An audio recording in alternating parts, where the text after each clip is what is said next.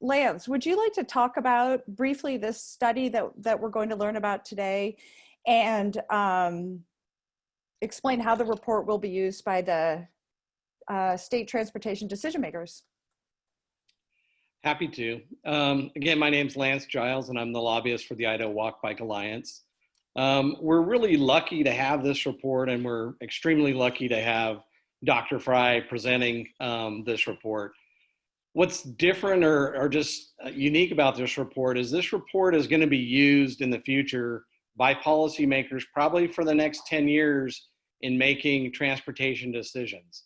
It's going to be somewhat the Bible. It's not going to be one of those reports that just sits on a shelf and collects dust. It's going to be used every year to provide funding or make big transportation policy decisions. And for the walking and biking community, this report is huge because the previous report, which had been used again for about 10 years or so, literally had nothing in it on walking and biking infrastructure. This new report, it doesn't have everything, but it's a huge step forward as far as just not only kind of outlining what infrastructure we have, but also what the needs are in the future. So with that, I'm just gonna, just so you understand, this is a big deal, and we're happy to have everyone here to listen to what Dr. Fry has to say about her report. Thanks, Lance. Before I introduce Dr. Fry, I do want to tell you one thing, Dr. Fry. I tried to send you a message and it said Vanessa Fry is not in this meeting. Are you still experiencing technical? Vanessa Fry is in the meeting. I'm okay, here. Good. Okay. Okay, good. All right. Just wanted to make sure. So I'd like to go ahead and just give a quick introduction to everybody about Dr. Fry. She is the interim director of the Boise State, let me just find this, Idaho Policy Institute. And what they have been doing is working with transportation stakeholders around the state to determine the current state of transportation infrastructure. And they've been working on costs, expenses related to maintaining, improving, and expanding our transportation infrastructure. Not only roads and bridges, but we've also been talking a lot about transit and bike and ped infrastructure. So with that, Dr. Fry, would you like to go ahead and talk about the study? Great. Yeah. Thank you so much, Cynthia and Lance, for the great introduction, and for Sarah for helping coordinate getting me engaged with this group today. And it's so awesome to see so many familiar faces. There's so many that they're across two screens, so I get to go back and forth. But I think so much of us are concerned about the state of transportation infrastructure, and it's always reassuring to me when we all come together, we understand we're all on the same page about needing to do things maybe a little bit differently than have been done in the past. And so what I'm going to do is I have a slide deck, and I'll show you some slides, and then go back and forth between showing you the slides and then kind of going back to the matrix view so I can see everybody. As Cynthia said, if you have a question, she's going to be monitoring the chat. And so Cynthia, just interrupt me if there's a question about any particular slide or whatever best practices have been with this with these webinar series. And yeah, so I'll get started on sharing my screen here.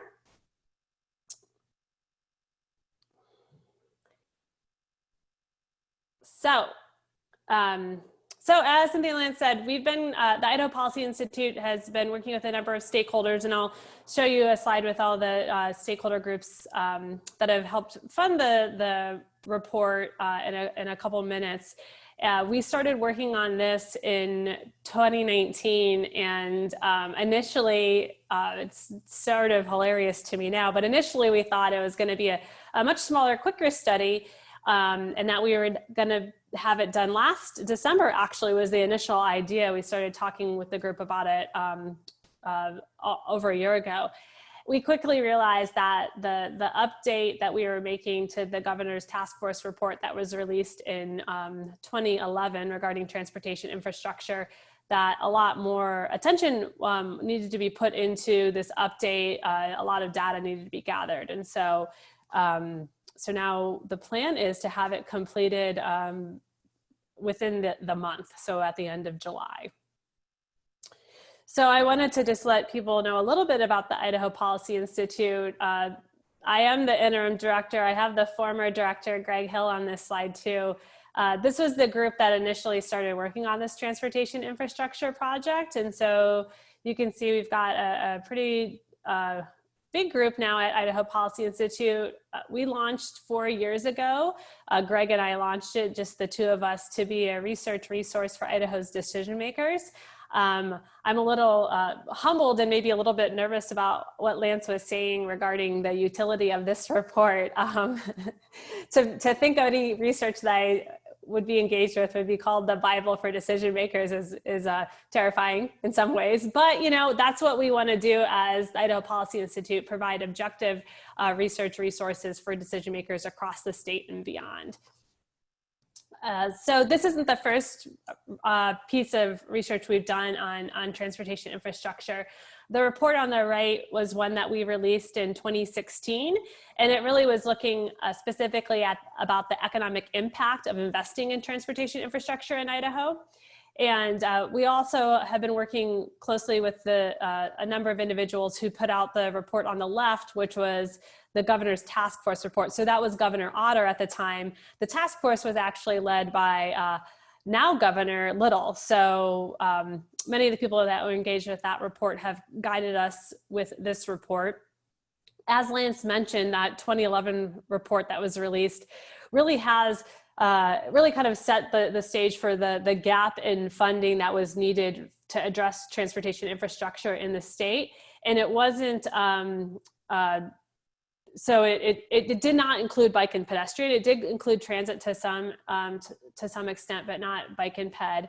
And so what we wanted to do with our update, and we were tasked with updating that report, was to look at how we could really incorporate transportation infrastructure more fully, so to include transit and bike pedestrian to all extents possible. And now, but also we have kind of guardrails on the report. We're not looking at movement of freight by rail or people by rail, not that we have rail movement in the state with people, but we're not looking at rail, and we're not looking at aviation, and we're also not looking at the port. So we're really looking at any transportation infrastructure that we traditionally think of as roads and bridges and things that may travel on or around roads and bridges, bikes, pedestrians, and transit. And so here are the sponsors of the project. The project itself, this makes it look like maybe it was a much larger cost. It's a $50,000 project. So all the sponsors gave varying amounts of funding to support the project, but it's a really diverse set of interests. And that was one of the things that I was really excited about with this project, because I knew in the end that this group of interests were going to have to come together and then decide what to do as far as going forward with an ask to the State House in regards to the findings of this study. I think this is a very powerful group, and although the Walk Bike Alliance wasn't a part of this group, they've been involved with this study to almost the same extent that all these other entities have been involved. I've met with Lance and Cynthia a number of times. We've talked about data. We've talked about making sure that the report's inclusive of bike ped infrastructure. So even though these are the financial sponsors, this isn't the only group of stakeholders that have been involved in this project. And I do think it's a really powerful group of stakeholders that if they can come together with some policy solutions and really good solid requests to the decision makers in the state, that we are really going to see positive changes in our infrastructure. So what we were tasked to do with the report was to look at the state of transportation infrastructure in Idaho, and specifically looking at what has changed regarding transportation infrastructure between the governor's task force report that was released in 2011 and really 2019. And then think of what are the different policy alternatives that are available to decision makers at really any level of government to help improve transportation infrastructure in the state. And when we think of policy alternatives, we are looking at a whole host of different types of policy tools that can be used. Some of them are different types of funding mechanisms, and some of them are just choices about how we operate our system, right? So those are kind of like when I think of policy alternatives, what I'm talking about. So as far as those are the questions that guided our study, and the main tasks that we have in place, we have about 4 main tasks in place. One is that at the very beginning of any of the research that IPI does, is we really want to get a sense of the needs of the stakeholders. And so what we did initially was really more of like a qualitative assessment in meetings with stakeholders across the state. And so again, I met with Cynthia and Lance. We're really trying to get an idea of what do you want to see out of this report? What are the issues you saw with past reports? How can we improve upon it? And that way that helped guide us in regards to the type of data we needed to collect. We also asked the stakeholders about the type of data that they might have access to or could point us in the direction of. Again, evaluating the state of infrastructure in Idaho, and including the not just the roads and bridges, but transit and bike and ped to the extent possible. Analyze the different types of policy alternatives and funding mechanisms that may be put in place, and then report out. And so I'm going to talk about the different types of reporting out we'll be doing. Traditionally, I think what people expect is a written report and maybe a slide deck. We'll have both of those, but we also are creating 2 interactive dashboards that I'll show you examples of as we kind of get through the presentation here. So this is just what I mentioned.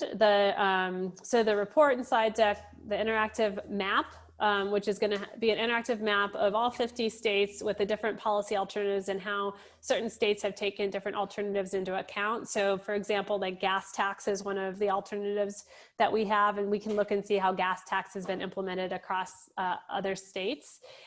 We have a dynamic financial model, and what that's really going to help the stakeholders be able to do is think about what the gap right now in need is between what we have as far as revenue and what we need to get our infrastructure to the state that stakeholders would like to see it in.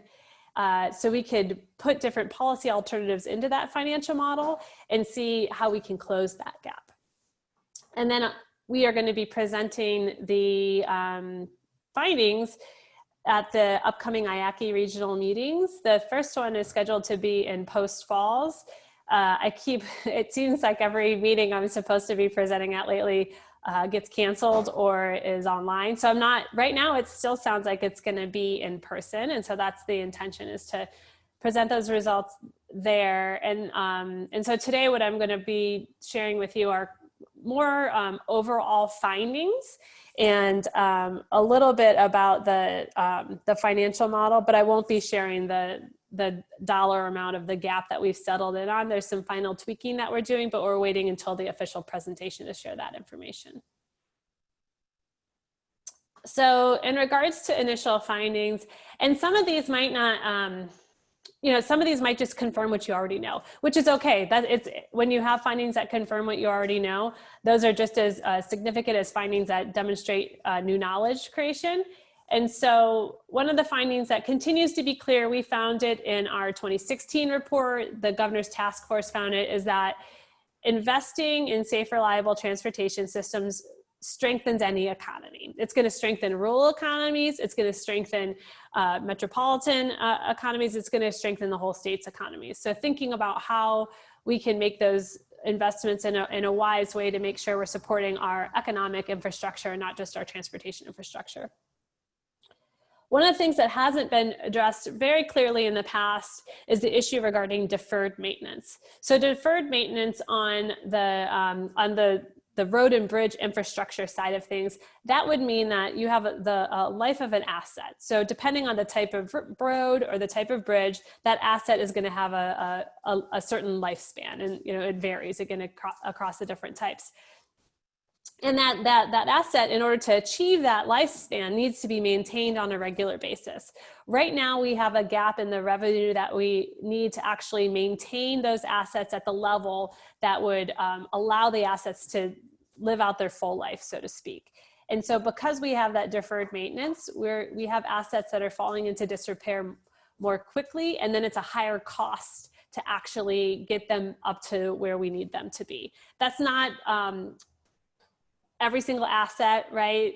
That's not the case. There are great roads out there. There are great bridges out there. There's just in certain circumstances, there's had to be decisions made because of the lack of financial resources to defer maintenance on some of those assets. And of course, a dollar today is not going to get you what a dollar in a year or 2 years would get to maintain that asset. It becomes much more costly. One of the things that we also found that hasn't been addressed in the past is the lack of sustainability and security with the funding that is coming into the transportation system in the state. So, and what's really really highlighted this most recently is COVID and the relationship between utility of gas and the gas tax, and how gas tax is used to support transportation infrastructure costs across the state. So to think about when any sort of policy decisions are made for the future in regards to changing any revenue, to do it in a way where the revenue is diversified, so shifts in the economy or shifts in use of vehicles aren't going to solely be responsible for, in taking down the amount of funding that we're getting. So because the federal government is stepping in and supporting some of the lost revenue, we are hopeful that it's the lack of or the reduction in gas tax receipts over the period of time during the stay-at-home order isn't going to significantly impact transportation infrastructure, but it could have, right? We're hoping that that's not the case. It's kind of still to be determined, but what it does show is the weakness in relying on one type of source of revenue.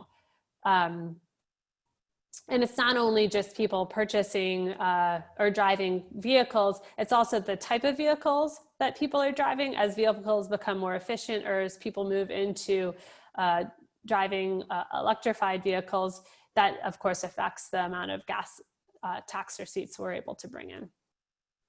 Another thing to consider is how we're financing our infrastructure. So we don't just pay cash for all of our infrastructure investments. Some of it is financed. And how can we think of providing lower cost financing options? So basically, how do you bring down debt service on the money that you've borrowed?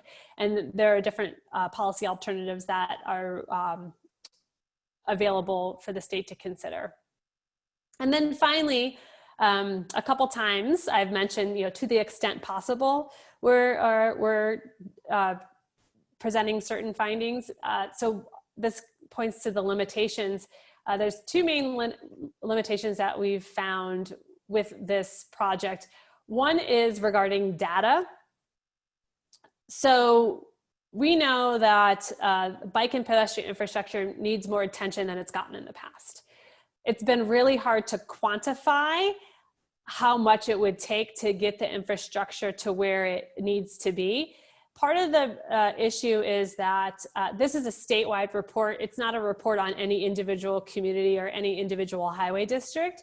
And so what our challenge has been is trying to develop a methodology to determine the cost related to the infrastructure, bike ped infrastructure needs, for instance, across the entire state and not just for one community. I think we're kind of getting there through a methodology that Ada County Highway District has put in place. And so I think it's allowing us to come to a better estimate, but it will definitely be an estimate. And so that's a limitation. Another one is even regarding transit. So transit data, and then this is linked to this other challenge of thinking outside the existing budget. So, and this is a true story I will tell you. I won't mention anyone's names. You might know who this person is or who this MPO is, but, and this isn't actually a bad thing. It just demonstrates the challenge that we have in thinking outside our existing funding. So as I mentioned, I was doing all these stakeholder interviews and emailing people and trying to figure out where are the gaps, right? Where do we need more attention to infrastructure, bike, ped, road, bridge, transit? And so really looking to all the MPOs and asking them these questions and thinking about how they're doing their long range plans and how they're making an estimate for what their needs are. And so there is an MPO that, and I'd looked at a series of long range plans. There is an MPO that had a $10 million in for a circulator, a downtown circulator. And I was like, wow, that's great. That's a real quantifiable expansion cost I can see. But then the next long range plan, that was gone. And I was like, oh, well, I know that they didn't put this circulator in place. So I kind of reached back out and said, hey, could you help me understand, were things reprioritized, or why was this taken out of the long range plan? And what was shared with me was, we'll never get that money, so we're not going to put it in our long range plan. And so that just shows that some of the budgets for transit and for other things across the state have been so tight. And people, and the way that the TIP and the STIP work, so that our long-term plans for how we're using our infrastructure funding, is we think of planning it with what we have, the dollar amounts we have. But if we are unable to think outside the dollar amounts we have, it's really hard to plan for those projects that we might really need, right? And to think of how we can get the revenue in place or get the financing in place to put those projects into action when they're not in our plan to do so. So does anyone have any questions about any of that? Cynthia, you seen any questions? Yes. Okay. Okay. So you mentioned MPOs, which, to those people who don't know, Metropolitan Planning Organizations. So they do regional transportation planning. For example, Compass does our transportation planning here in the Treasure Valley, which includes, I think, 5 or 6 cities, plus Ada County. One of the questions is, how are these findings being shared with those Metropolitan Planning Organizations? Yeah, so Compass is one of the stakeholders who's been really helping us along the way. And I've been in touch with all the MPOs. And the plan is, once the findings are available, we'll be sending them to all MPOs. So the hope is to not hold any of the findings, but to really broadcast them across the state. And so so as far as reporting goes, we'll have a traditional lengthy report, but we know that's not necessarily the best tool, because a lot of people have a limited amount of time to, kind of go through it. So what we're going to create is a 2-page infographic of sorts, and that will be available as well. And so that might be more accessible to some people, and but everyone will have access to the large report as well. Thank you. I am going to ask this other question because you did talk about some funding just now. So I'm going to read this other question to you. You might touch upon this later, but let's see. Did you look at other funding options and evaluate them and discuss them in terms of places that do utilize them? And if so, how successfully? For example, congestion pricing, miles traveled, local option, et cetera. And you can answer that now, or we can get to it later, whatever works. Yeah, let me think what my next slide is. Oh, look, perfect. Perfect segue. Whoever gave me that nice pitch for this next part of the presentation is about the policy alternatives. So yeah, so there's a number of different policy alternatives that we're taking into consideration. Almost anything that, so in the report itself, there's quite a lengthy list of policy alternatives. For the financial model, some of them are harder to model in. So we can model in a change in the way our gas tax, right? So we can model in a % change in gas tax, because that's collective across the state. We can model in looking at vehicle miles traveled, which I think was one of the questions that was in there. We're seeing states pilot vehicle miles traveled as a way to move away from gas tax, because what those really are user fees. You're using the road, and gas tax becomes less reflective of use of the road when vehicles become more fuel efficient or they become electrified. Even though there's electric vehicle fees. So one of the other things we have as a policy alternative is electrical vehicle fees. And so this screenshot right here is just showing electrical vehicle fees in Idaho. And I should say the data that we're using is 2018 data, because we started the project in 2019. So the most complete data set we had was from 2018. Now for items like local option tax, since that's a local option, it's really hard to model what that would do across the state. But we do have an opportunity in the model to try to adjust for any local decisions. It's just much harder to do that, because since it's a local option is truly the option of the local community. it's hard to say what that impact would be across the state. Because again, this is a statewide project. That's what we were tasked at doing. We're looking at the statewide gap, very aware that different communities and different highway districts are going to have their own issues and gaps to deal with. So what I want to do, I'm actually going to stop share for a second here. And I'm going to get into, I'm just going to show you the active online interactive maps. You can kind of see what it's going to look like. It's very draft form right now, but the hope with the policy alternative map, in the past, what we've done is we've created a matrix in a report, and you can see, okay, this is what Utah is doing in Idaho and whatnot. It's really not that dynamic, right? You put it in the report, it's done. It's really difficult to list 50 states in the report. So one of our goals at the Institute in general, but really specifically for this report, is not to create just a report, but to create dynamic tools for decision makers. And those tools can be updated on a regular basis rather than dropping a report in someone's lap and walking away and have no utility the next day because things change so quickly. So, oops, let me get out of here real quick.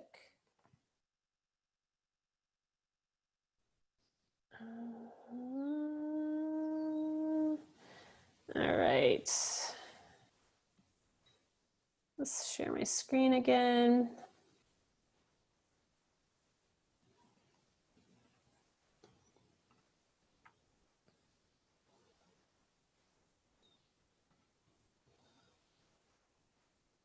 Okay, it's a little bigger. And so, so the platform that we're using to create the interactive policy alternative tool is called Tableau. And what Tableau allows us to do is put in really endless amounts of data, and you create this interactive user interface. Again, this is a draft of it, but you can get an idea. And so what this is across the top right now, what we have is just, this is an example of a couple different policy alternatives. And so there's a couple different ways that policymakers can use this tool. One is they can just hover over a state and see what a particular state is doing. So I can hover over California, which is probably not the state I should pick as an example, but I'll just pick California because this is the closest one to my mouse. And you can see how California deals with gas tax. Or you can go to Montana and see how Montana deals with gas tax. So that's really has a high utility if you're just curious about a particular state. But what Tableau can also do is it can put this into a matrix format. And so any user could just look at this as gas tax specifically across all states and compare Idaho to those states. And what you'll see is what each of the tools do is they also have a legend on usually on the right side of it, and you can see the color of the state or the shade of blue is indicative of the cents per gallon for gas tax. So the states that are darker have a much higher gas tax. So let's pick on like Pennsylvania real quickly here. And so you can see, yeah, Pennsylvania's gas tax is a lot higher, right, than other states. And what we're showing for each of the states is not just what the gas tax is, but what the total receipts for fuel taxes were in a given year. And we've got the same thing for instance, for registration fees. You can see registration fees for a typical vehicle. And what we mean by typical vehicle, because different states handle registration fees in different ways. Some do by age, some do by weight. What we did is we worked with a report that took your typical, I think it was like Toyota Camry, and said, okay, what would a Toyota Camry cost to register in the biggest county in the state? And so that's kind of how we had to normalize that, because it really is differentiated quite a bit across states and in some states across different counties. But again, you can see what the typical fee for vehicle registration is. So, again, vehicle miles traveled. We're looking to see if there's a way to indicate local option tax is available in a state or not available. So that, again, isn't something we can necessarily model in, but you can see what states allow it. Some other policy alternatives we've been talking about related to specifically financing is developing a state infrastructure bank. And so some states like Ohio have a pretty robust state infrastructure bank. States capitalize those banks in a number of different ways. One of the ways you can capitalize it is actually with your federal funding. If you capitalize an infrastructure bank with your federal funding, you're then able to take out the local match required to give that funding to the locals, as long as the infrastructure bank is paid back. Because again, it would be kind of out on a low interest loan. So what it does is allows access to funding in a maybe more creative way, more innovative way than been done in the past. So those are just a couple examples of the financial side of things in regards to policy alternatives. There's also the operation side of things. And some of the operation side of things, the policy alternatives might not be popular.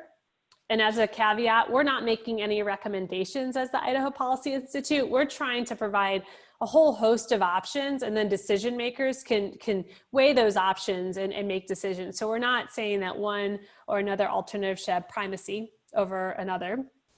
But so for instance, something that states are doing, because of so many states are suffering from this revenue to need gap, is they are deciding what paved roads maybe should be turned back to gravel. And so maintaining a gravel road is a lot less expensive than maintaining a paved road. And so some states, especially states with extremely rural areas, are making priority decisions upon on that. You know, are there specific roads that we can change back to gravel? We are looking at also putting in an indication of whether a state supplies specific funding for transit, and also if state supplies specific funding for bike ped infrastructure.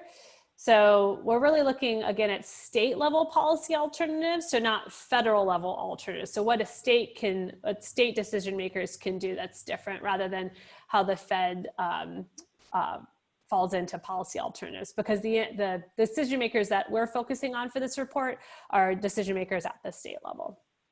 Cynthia, is there, thank you. So two things. First of all, I was corrected on my description of Compass. So I do want to read this to everybody so they understand Compass. The planning area membership include 2 counties, not just Ada, but Ada and Canyon County.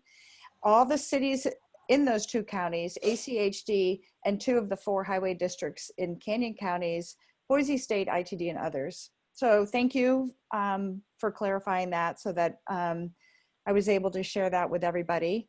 I have a couple of questions. One is registration fee for heavy trucks. How did you deal with that in the study? So let me see, actually, let me go back to my map real quick and see if, yeah, we don't actually, on this map right now, we don't have the registration fee for heavy trucks, but that's something we're pulling out that's separate. So we're doing that for all the states. And the Idaho Trucking Association has been really helpful with helping us get access to data across the country regarding the fees on heavy trucks. Some states have kind of a blanket fee. Some states change the fee depending on the size of the truck itself or the use of the truck. And so that is an alternative that we'll have in there.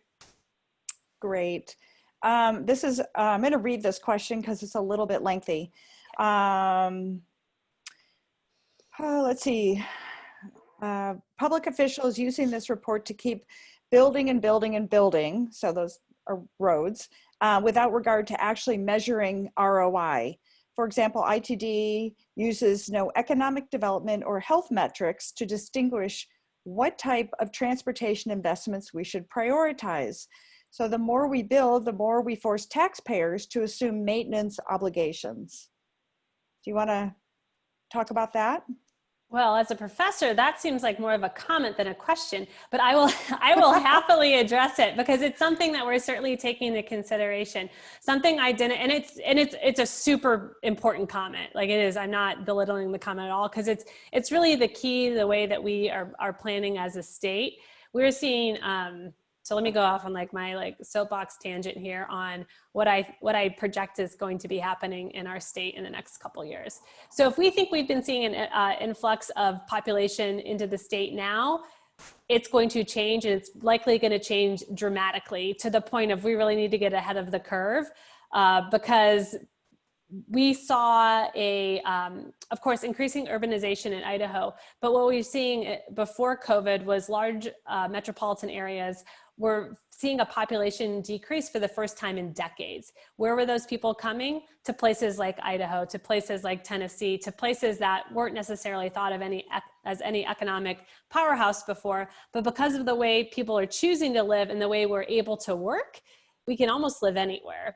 Because of COVID, my projections are that places like Boise, Billings, Montana, they're going to become much more attractive because people are wanting to leave the very densely populated areas with lack of access to outdoor opportunities. Recreation becomes limiting because you have to wear a mask when you're running, like on bike paths in large metropolitan areas. So anyways, we really need to think about how we're growing and how we want to move the people and the things across the state, and how that might change, right? So we've planned for we've planned for transportation growth in ways kind of similar to what the comment said, Cynthia, I think is what the comment is getting at. But how can we think about what the value of reducing congestion in downtown Boise is to the health and welfare of everyone downtown, right? And it's a different way to think about things. It's more challenging. It's not as tangible maybe. And so that's something that we're addressing in the report. And this gets to what I'm finally getting to what I wanted to say was we're trying to future-proof this report to some extent.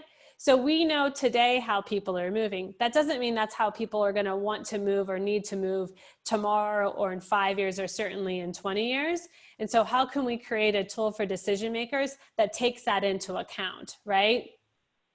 So you can move more people on a road system in a number of ways. One is to widen it, right? And one is to move them differently. And there's, of course, a whole host of other ways to do it. But I think that's part of the conversation that needs to be had across all stakeholders. And that's kind of where the policy alternatives come in. And if we know we have a scant amount of resources, what's the most efficient, effective, economically viable, supports people's well-being the most way to do it, right? And I think that's I think the challenge that a lot of bike and pedestrian advocates are having or have had is in transit too, right? So if we had the opportunity to reallocate resources, like let's say we knew we were never gonna get any more revenue. We knew this is the revenue we're gonna have, but we're gonna have to move more people. How do we do it, right? And I think it's important to have that conversation because the likelihood of us getting an incredible new amount of revenue or additional revenue is becoming kind of less likely, right? Especially in a state when we're not in a state like Idaho, but in the state of the world right now where a lot of budgets are needing to be cut, so. Oh, Cynthia, you're muted. Sorry about that. Okay, so then you segued into a follow-up question that I wanted to ask you, which is what a lot of the bike ped advocates talk about, and that's level of service for cars. And that's a traditional way to determine what to do with our roads. If the level of service is failing, then we tend to widen our roads, which then encourages more people to drive. So the comment here, again, it's a comment, but feel free to talk on this. Level of service model is bankrupting other cities and states. Many are moving away from level of service and integrating better metrics that integrate all modes. So is your model, does it have anything in there on level of service? So the model doesn't have, I'm trying to think if the model itself has anything on level of service, but the policy alternative is kind of what the comment is getting to, is that the policy has been to use level of service.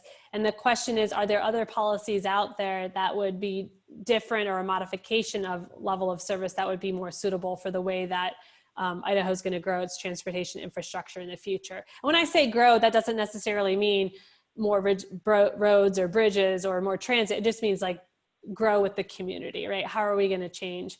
And so I think that's a different policy alternative that we have in the report. And that's a kind of a reframing the way that we rate our infrastructure now, and which helps us prioritize funding. Does that make sense, Cynthia? Yeah, and I think it also gets to the point that we have a room full of advocates right now, and so it's important that we're all talking to our elected officials to talk about a lot of this, because you're creating a tool. It doesn't provide the answers. It allows decision makers to get in and tweak it and make those decisions themselves. Do I understand that correctly? Totally, yeah. Okay.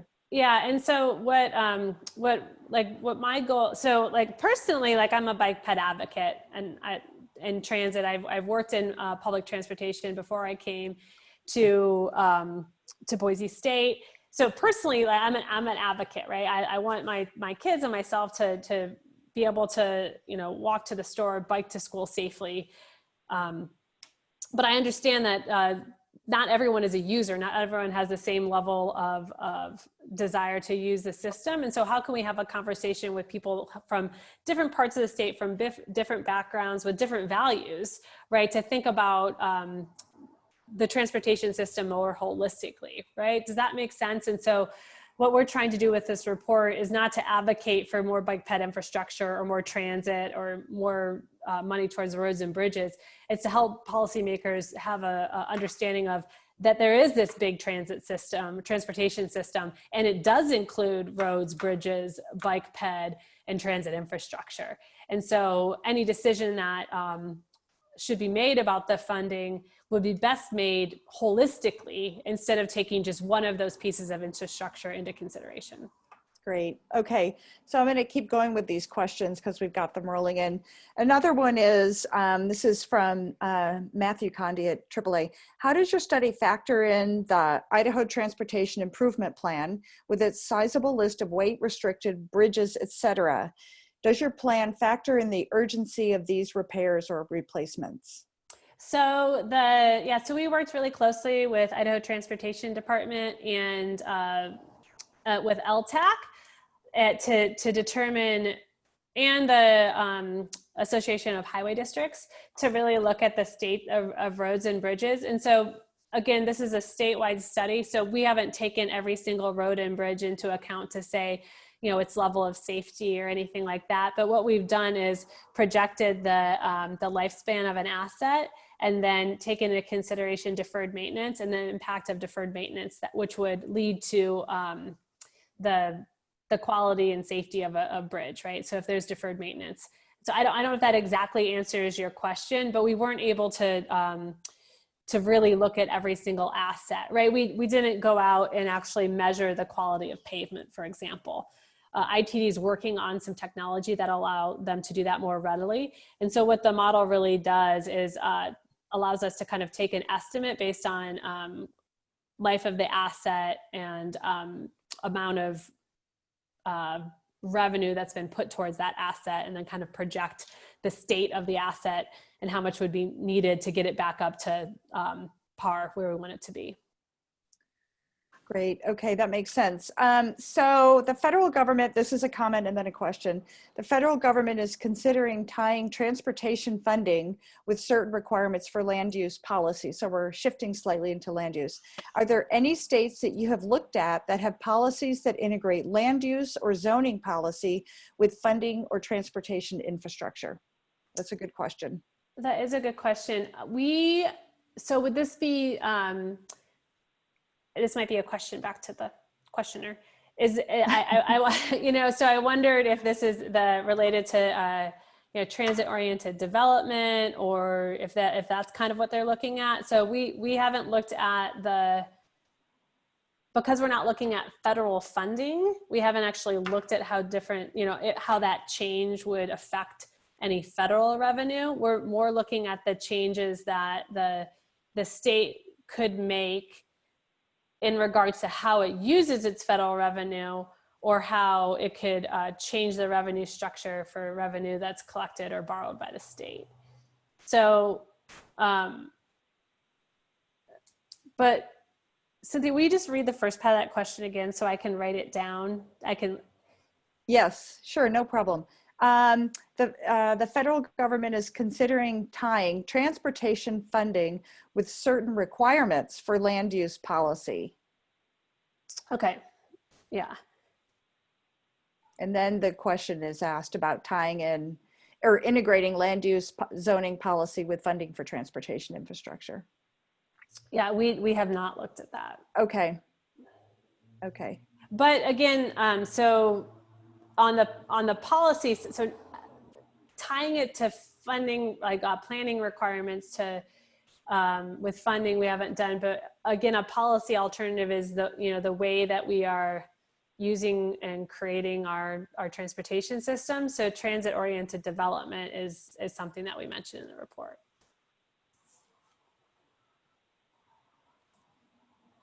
Okay, I'm gonna keep going with these questions. Let's see. Well, let's see. Jim Hansen, you have your hand raised. Would you like to ask a question? Oh, only just to reinforce that that there's no recommendation specifically for new metrics, because these are great recommendations, but if the agencies aren't actually asked to adopt new measuring tools, it's a little like waving a report alongside of a freeway and hoping the traffic will slow down. They need different tools. And so there's just all kinds of bookshelves filled with wonderful reports saying this would be great. But again, we just fall back on the same metrics. Level of service is the one Cynthia mentioned, is the most obvious one, and why. But it sounds like, again, we're not going to encourage these agencies to use different measurements. We're going to say use the same measurements, but come to different conclusions and different investments. Well, and it depends on who you mean by we're, Jim, because I think that you all, as bike ped advocates, that's what we're hoping the report can do, is you can take the information from the report and then make those requests, right? And so one of those requests could be to think of, is level of service the best way to determine how ACHD should be allocating its resources, right? For instance, right? So I think so a policy alternative, again, is, so a level of service or current state is, the do nothing alternative is level of service. What are those other policy alternatives that could be put in place?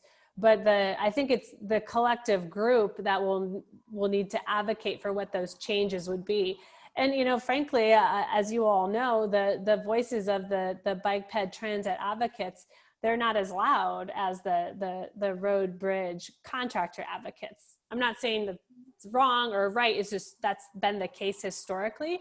And so I think the challenge, and this is the challenge that I love about this report is, and this project, is all those diverse stakeholders that we're working with, if they can really come to an understanding of how they could collectively address the issue with going to the State House with solutions, which is what you're talking about, Jim, with some of those solutions being doing things differently, not just changing the revenue, then that could be a really powerful request. And I think that's where like Cynthia and Lance and some of the other people on this call can really, as stakeholders, you might not be sponsors of the project, but as stakeholders, you can advocate for that as being part of any sort of package that would be moved forward. Okay, Jim, did you get your question answered or? Sure. Okay, I'm going to move on with this. When more people move to a state, more taxpayers move in. Why are we talking about less funding availability, more people in Boise, for example, more taxpayers in concentrated space? So what's the question? So the way I read it is more people are moving in, more taxpayers are moving in. Why are we talking about less funding availability? Right. So with more people becomes more demand, right? And so it's and it's not it depends on how taxes are being used. So not all taxes go to infrastructure, right? And the State House determines how the taxes are going to be allocated. So for instance, gas tax can only go to roads and bridges at this time. And so, does more people mean more gas tax? Maybe, maybe not. It just depends on how people are moving, the type of cars that they're driving and whatnot. So, but just because there's more people doesn't necessarily mean that there is going to be the type of additional revenue.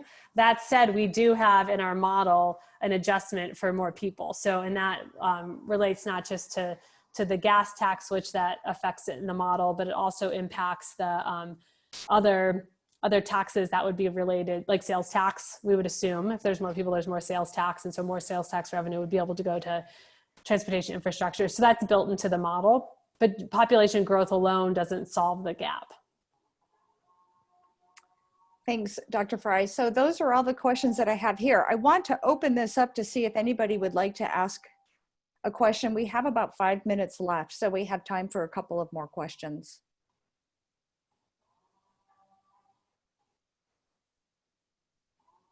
I have a question then. Yes, go for it.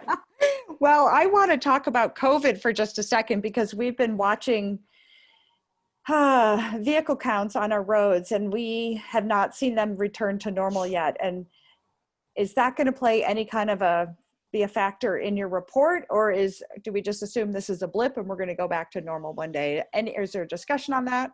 Yeah, I mean, what I've seen happening with the road use is it's definitely coming back up.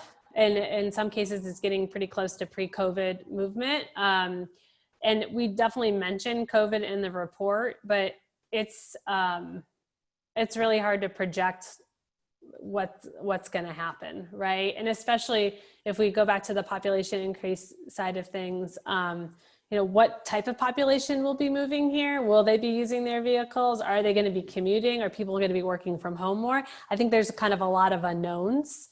And that creates a really difficult place for people who are on the planning side of things, whether you're ACHG or Compass or any of the other organizations that are on this webinar that are involved with planning for the future. So just like any model, like we're all trying to model what things might be like.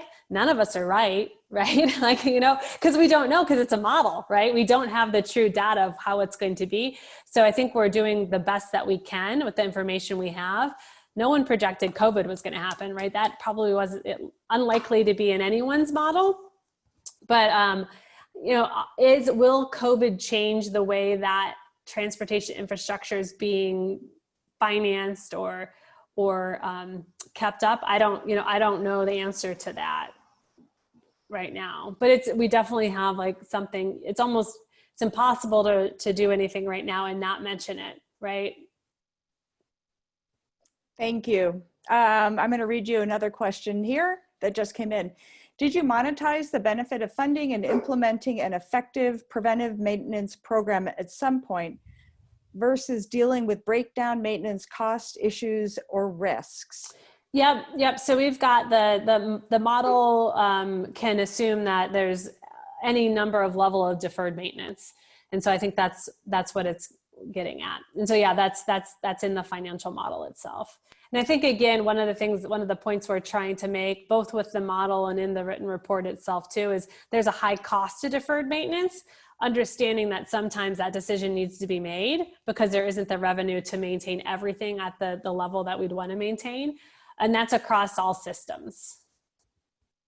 So was it broken down? Did you guys look at that for each ITD district and then local highway districts also?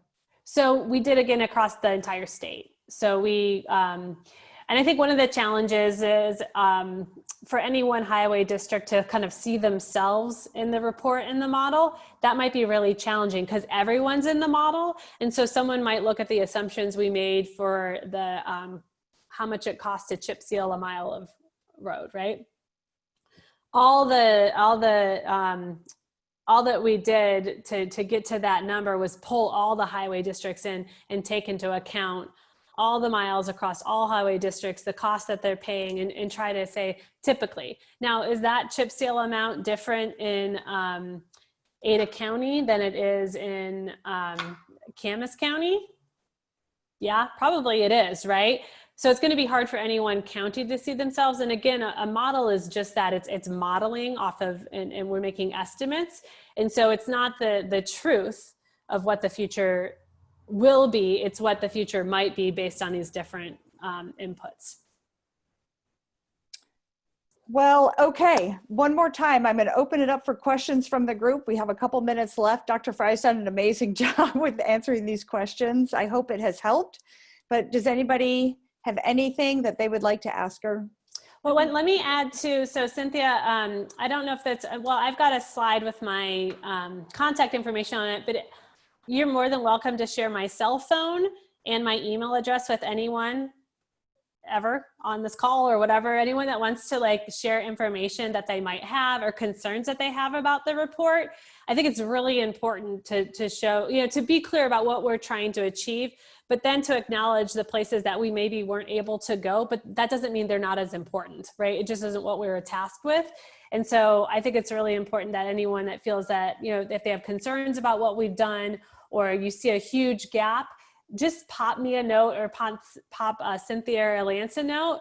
We want to make sure that it's taken into consideration in some way, shape, or form. And if it's not addressed, it's very clear that we state that it's not addressed, but that it should be, for instance, right? So that's just, I just wanted to add that. Alexandra, did you have your hand up?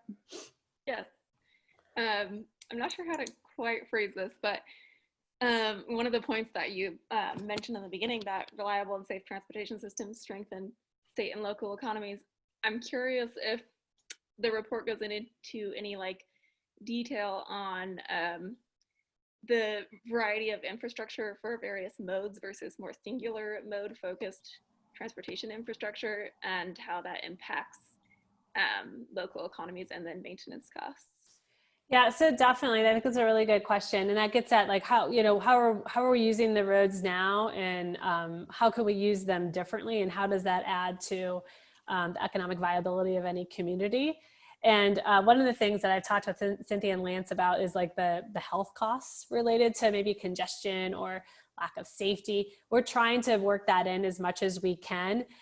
There's definitely some gaps in information. How do we model that across the state and not just get it, and really, even though Ada County and Boise is the most densely populated area, how do we not make that like the primacy of the report, right? So to call that to attention. So I think we're trying to address what you're getting to is if we move people and things differently, then it shifts the costs required to do it.